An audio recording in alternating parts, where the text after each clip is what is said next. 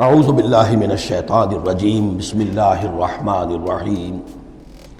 وَلَقَدْ أَوْحَيْنَا إِلَىٰ مُوسَىٰ نَسْرِ بِعِبَادِي فَاضْرِبْ لَهُمْ طَرِيقًا فِي الْبَحْرِ يَبَسًا، اور ہم نے موسیٰ کو وحی کر دی تھی کہ اے موسیٰ میرے بندوں کو لے کر راتوں رات نکل جاؤ۔ ایک رات کا وقت مقرر کیا کہ تمام اسرائیلی یہ جب سوئے ہوئے ہوں قبطی، یہ اپنے اپنے گھروں سے نکلیں اس کے لیے، اور وہ جلدی سے نکل کر اور مشرق کی طرف سے رائے سینا کی طرف سفر کرنا شروع کر دیں۔ نَسْرِ بِعِبَادِي فَاضْرِبْ لَهُمْ طَرِيقًا فِي الْبَحْرِ، اور ان کے لیے ایک راستہ بناؤ سمندر میں کہ جو سوکھ جائے، سوکھا ہوا راستہ وہ بناؤ۔ لا تخافوا درکن، تمہیں نہ خطرہ ہوگا اس کا کہ کوئی تمہیں آ پکڑے گا، ولا تخشا، نہ تمہیں ڈوبنے کا کوئی اندیشہ ہوگا۔ فاتبعہم فرعون بجنودہ، تو پھر اب فرعون نے ان کا تعاقب کیا، پیچھا کیا اپنے لشکروں کے ساتھ۔ فغشیہم من الیم ما غشیہم، تو ڈھانپ لیا سمندر میں سے جس چیز نے انہیں ڈھانپ لیا، یعنی جب حضرت موسیٰ نے عصا مارا سمندر پر، سمندر پھٹ گیا کالطود العظیم، دونوں جو ہیں دونوں طرف پانی کھڑا ہو گیا جیسے کہ چٹانیں ہوتی ہیں، خشک راستہ نکل آیا، وہ اپنی قوم کو لے کر نکل گئے۔ لیکن جب فرعون آیا اپنے لاؤ لشکر کو لے کر، وہ دونوں حصے جو ہیں دونوں طرف سے پانی کے آ کر مل گئے۔ وَأَضَلَّ فِرْعَوْنُ قَوْمَهُ، اور فرعون نے اپنی قوم کو گمراہ کیا، وَمَا هَدَىٰ، اور ہدایت نہ دی۔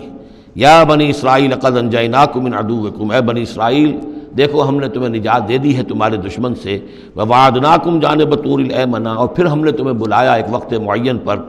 پہاڑ طور کے داہنی جانب، وہی اسی طرف جہاں پر کہ ان کو پہلے جو نبوت ملی تھی حضرت موسیٰ علیہ السلام کو۔ وَنَزَّلْنَا عَلَيْكُمُ الْمَنَّ وَالسَّلْوَىٰ، اور دیکھو ہم نے تم پر من و سلوہ نازل کیے تمہاری غذا کی ضرورت پوری کرنے کے لیے۔ کُلُوا مِن طَیِّبَاتِ مَا رَزَقْنَاکُمْ، کھاؤ ان پاکیزہ چیزوں میں سے جو ہم نے تمہیں دی ہیں۔ وَلَا تَطْغَوْا فِیہِ، اور اس میں زیادتی نہ کرو۔ اس میں زیادتی یہ بھی تھی کہ اس کی ناقدری کی انہوں نے کچھ عرصے کے بعد، زیادتی یہ بھی تھی کہ اسے وہ سینت کر رکھتے تھے اس اندیشے سے کہ شاید کل کو نہ آئے، تو گویا کہ اللہ پر توکل کے معاملے میں کمی ہو رہی تھی۔ فَيَحِلَّ عَلَيْكُمْ غَضَبِي، تو تم پر بھی میرا غضب جو ہے وہ نازل ہو جائے گا۔ وَمَن يَحْلِلْ عَلَيْهِ غَضَبِي، اور جس شخص پر بھی میرا غضب نازل ہو جائے، فقد ہوا، تو وہ تو گویا کہ پٹخ دیا گیا۔ وَإِنِّي لَغَفَّارٌ لِمَن تَابَ، اور میں یقیناً بہت معاف فرمانے والا ہوں ہر اس شخص کے لیے توبہ کرے، وآمن، اور ایمان لائے، وعمل صالحا، اور نیک عمل کرے، ثم اہتدی، اور پھر سیدھی راہ پر چلتا رہے۔ وما عجلک عن قومک یا موسیٰ،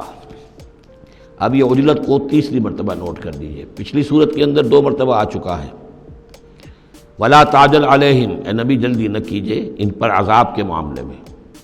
اور چاہے لفظ عجلت نہیں آیا تھا، وما نتنزل الا بامر ربک، قرآن مجید کے بارے میں بھی، وحی کے بارے میں بھی آپ جلدی کا معاملہ نہ کیجئے، یہ تو جو اللہ کی مشیت ہے اس کے مطابق ہوگا۔ اب یہاں دیکھیے حضرت موسیٰ سے ایک جلدی ہوئی ہے۔ حضرت موسیٰ کو جب بلایا ہے اللہ تعالیٰ نے کوہ طور پر تورات دینے کے لیے، تو جو وقت معین تھا اس سے پہلے پہنچ گئے یہ۔ وما عجلک عن قومک یا موسیٰ، ایکسپلینیشن کال ہو رہی ہے، کیا کس چیز نے تمہیں یہ جلدی کرنے پر آمادہ کیا، اپنی قوم کو چھوڑ کر تم آ گئے اے موسیٰ؟ قال هم اولئک علی اثری، حضرت موسیٰ نے عرض کیا پروردگار وہ بھی بس میرے پیچھے پیچھے آ ہی رہے ہیں، چل ہی رہے ہیں۔ ہو سکتا ہے کہ اپنی قوم جو ابھی قافلہ آ رہا تھا 6 لاکھ کا قافلہ، اسے ذرا پیچھے چھوڑ کر اور ذرا تیزی کے ساتھ منزل کرتے ہوئے شوق میں، لقاء رب میں، اللہ تعالیٰ سے ملاقات ہے، مکالمہ ہوگا، مخاطبہ ہوگا، اس میں کافی وقت پہلے پہنچ گئے۔ ہم اولئک علی اثری، وہ بھی چلے آ رہے ہیں، وہ بھی پہنچنے والے ہوں گے پروردگار۔ وَعَجِلْتُ إِلَيْكَ رَبِّ لِتَرْضَىٰ، اور پروردگار میں تو جلدی کر کے آیا تھا کہ تو راضی ہو جائے، تو میرا شوق دیکھ، میرا اشتیاق دیکھ۔ مجھے تو شاباش ملنی چاہیے تھی کہ میں اپنے شوق لقاء کی وجہ سے تجھ سے گفتگو ملاقات کا مجھے اتنا شوق تھا کہ میں پہلے پہنچ گیا، یہ لینے کے دینے پڑ گئے، الٹی ایکسپلینیشن کال ہو رہی ہے۔ وما عجلک عن قومک یا موسیٰ قال هم اولئک علی اثری وعجلت الیک رب لترضیٰ قال فإنا قد فتنا قومک من بعدک، اگرچہ یہاں صراحت کے ساتھ الفاظ نہیں ہیں، لیکن یہ کہ انداز یہی ہے کہ تمہاری اس عجلت کی وجہ سے، عجلت پسندی کی وجہ سے تمہاری قوم کو ہم نے فتنے میں ڈال دیا ہے تمہارے بعد۔ فَإِنَّا فَتَنَّا قَالَ فَإِنَّا قَدْ فَتَنَّا قَوْمَكَ مِن بَعْدِكَ وَأَضَلَّهُمُ السَّامِرِيُّ، اور سامری نے انہیں گمراہ کر دیا ہے۔ یعنی اس میں یہ بات پنہا ہے، مضمر ہے کہ ساتھ ساتھ آتے ابھی اور تمہاری تربیت سے، تزکیے سے، تعلیم سے پوری قوم بہرہ مند ہوتی، اور ان کے اندر اور رسوخ پیدا ہوتا اور ان کے اندر جو ہے پختگی جو ہے ان کے فہم میں پیدا ہوتی تو شاید یہ فتنے والی بات نہ ہوتی۔ تم چھوڑ کر آ گئے ہو، نتیجہ یہ ہوا کہ ایک فتنہ گر شخص کو، فتنہ جو شخص کو جو ہے وہ فتنہ اٹھانے کا موقع مل گیا۔ اس کے بارے میں یہ بھی خیال ہے کہ یہ قبطی ہے، لیکن یہ کہ یہ ہمدرد تھا اور ملا ہوا تھا یعنی بنی اسرائیل کے ساتھ اور انہی کے ساتھ نکل آیا ہے، لیکن زیادہ خیال یہ کہ اسرائیلی ہی تھا لیکن منافق تھا۔ حضرت موسیٰ علیہ السلام سے اسے قد تھی، لیکن تھا یہ بھی اسی طریقے سے جیسے ابو عامر راہب جس کا ہم تذکرہ پڑھ آئے ہیں سورہ توبہ کے ضمن میں کہ وہ خزرجی تھا لیکن بہت نیک، بہت عبادت گزار، پھر وہ عیسائی ہو گیا تھا، پھر رہبانیت اختیار کی تھی، لیکن یہ کہ حضور سے اسے ایسی قد ہو گئی تھی، اتنا بغض ہو گیا تھا کہ پھر وہ ساری عمر جو ہے حضور کے خلاف وہ اپنی جد و جہد کرتا رہا اور سازشیں کرتا رہا۔ تو یہ گویا کہ جو ابو عامر راہب کا معاملہ تھا اس امت مسلمہ موجودہ میں، امت محمد میں، اسی طرح کا ایک کردار ہے یہ جو ان میں تھا اسرائیلیوں میں۔ فرجع موسیٰ الی قومہ غضبان آسفا، تو لوٹے موسیٰ اپنے قوم کی طرف اس حال میں کہ سخت غضبناک تھے اور غصے میں تھے اور سخت رنجیدہ تھے۔ قال یا قوم الم یعدکم ربکم وعدا حسنا، کہا ہے میری قوم کے لوگوں کیا تم سے تمہارے رب نے اچھا وعدہ نہیں کیا تھا؟ میں گیا تھا کہ تورات لے کر آؤں گا، ہدایت لے کر آؤں گا، اللہ کا وعدہ تھا کہ وہ تمہیں کتاب دے گا۔ افتال علیکم العہد، کیا یہ جو وقت ہے تم پر بڑا شاخ گزر گیا، بہت طویل یہ مدت ہو گئی تم پر؟ ام اردتم ان یحل علیکم غضب، یا یہ کہ تم یہ چاہتے ہو کہ تم پر اللہ کا غضب نازل ہو من ربکم، تم نے یہ ساری حرکت اس لیے کی ہے کہ تم پر اللہ کا غضب نازل ہو۔ فاخلفتم موعدی، تم نے مجھ سے جو وعدہ کیا تھا اس کی خلاف ورزی کی۔ قالوا ما اخلفنا موعدک بملکنا، لوگوں نے جواب دیا اے موسیٰ ہم نے اپنے اختیار سے آپ کے وعدے کی خلاف ورزی نہیں کی، ولکننا حملنا اوزار القوم، لیکن یہ کہ ہمارے اوپر بوجھ تھا یا اٹھائے ہوئے تھے ہم قوم کے بہت سے بھاری بوجھ۔ مختلف روایات ہیں، زیادہ روایت جو قرین قیاس ہے وہ یہ ہے کہ چونکہ اسرائیلی لوگ جو تھے وہ بہرحال حضرت ابراہیم کی نسل سے تھے،